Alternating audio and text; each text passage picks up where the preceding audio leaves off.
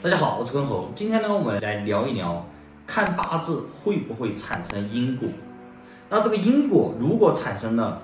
对命主会不会产生一些坏处，或者说对命师会不会产生一些坏处，以及这个八字会不会越看命越薄，我会逐个的回答大家这些问题。首先，命盘是静态的，但是呢，命运却是动态的。这个该怎么来形容它呢？因为一个人的命运，它其实是多维度组成的，而不只是一个命盘而已。这个世界上同一时间出生的人，全球有7、8万，那么他们的命盘反馈在一张纸上或者一个软件里面是一模一样的，但是他们的命运却是有很大的不同，因为他们的出生地不同，还有因为他们从小接受到的教育，还有他们的国家文化各方面都是不同的，而这些的不同共同的组成一个人的命运。我们只能说他先天的一些特性、一些天赋特长，还有一些行为本质是一样的。如果说这个世界上存在平行世界，把两个命盘的人放在一模一样的环境下面，一模一样的这种文化教育上面去看的话，那这两个人的命运，那可能99%以上是一样的。但是很多同一时间出生的人，他却生在不同的家庭、不同的国家，有很多的不一样放在一个地方，所以说他命运是不一样的，命盘是一样的，命运是不一样的会有这样的一些情况出现。那命会越看越薄吗？所谓的薄是什么概念？薄我们可以简单理解为就是很差。如果说你只是站在自己去了解自己命运的角度上，不掺入其他任何的这种动量的话，那这个命盘它是不会改变的。比如说你是丁火日元，你不可能看着它变成丙火日元，变成其他的，不会。也就是这个命运不会越看越薄。但是如果你站在你接触到的命师对你会产生一些影响，或者说一些因果影响的角度上去看的话，那你的命可能越看越好，也有可能越看越差。那这里就要讲到了，作为一个命师，你何时会介入别人的因果，这一点很重要啊。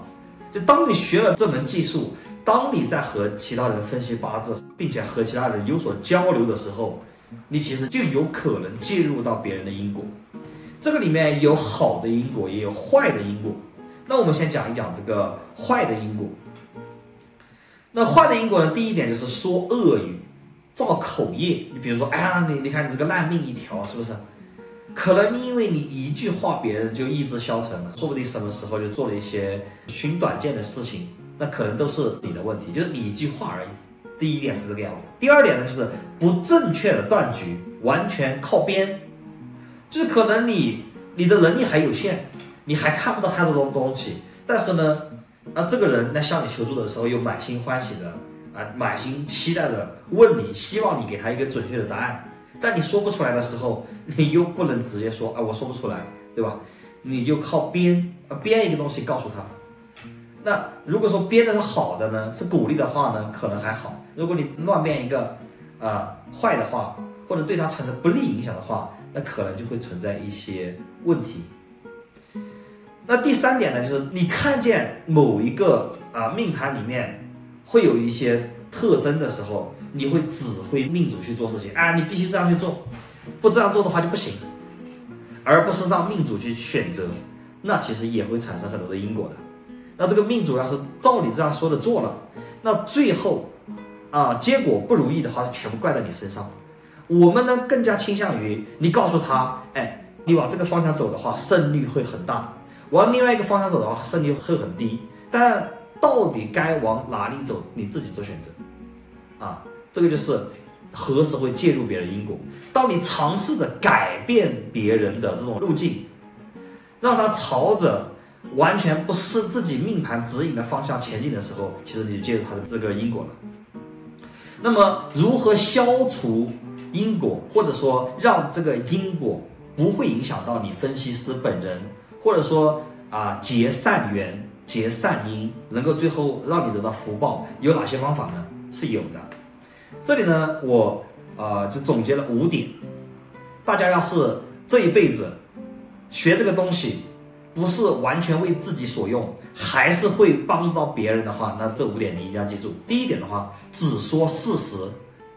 不凭空臆造，而且有些非常让人沮丧的事实呢，你要进行一些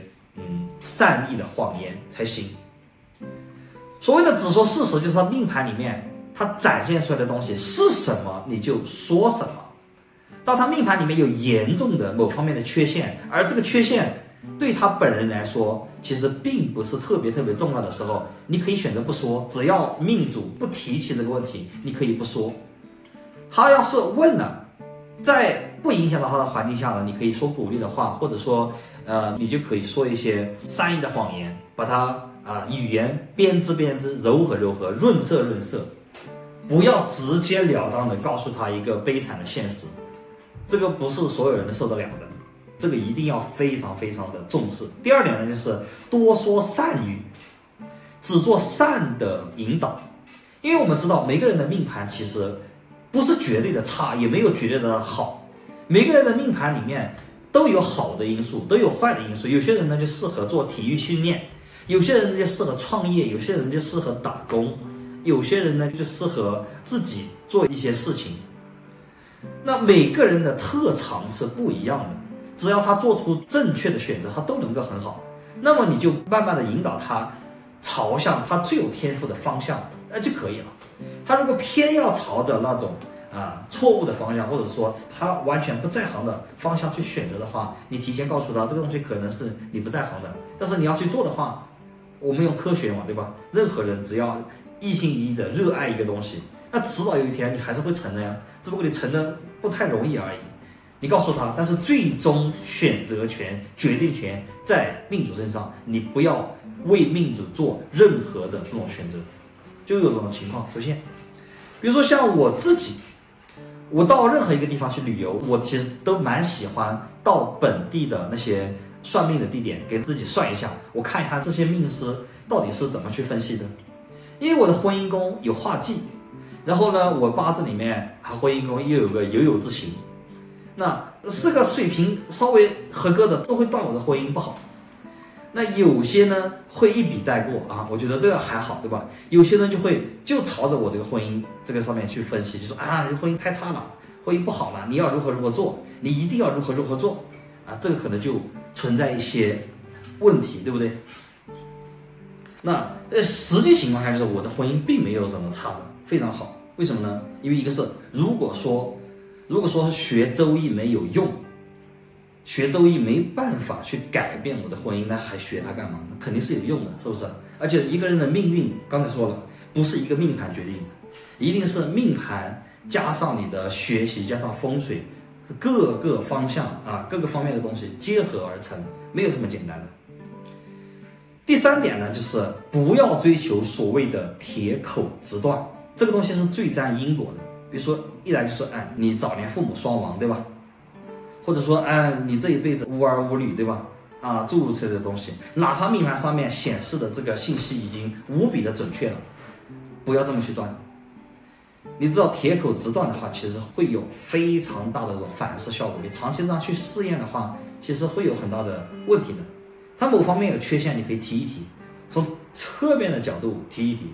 而且是这个东西可能会对你的分析起到至关重要的作用的话，你提一提。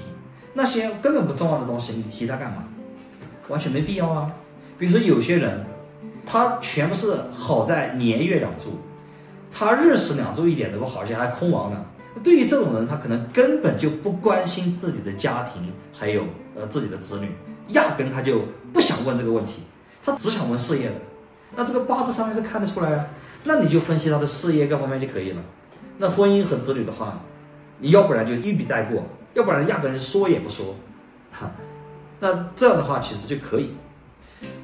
第4点呢，就是你长期要是从事这样的一些工作的话，那一定要记得多祭拜先神，比如说三清教主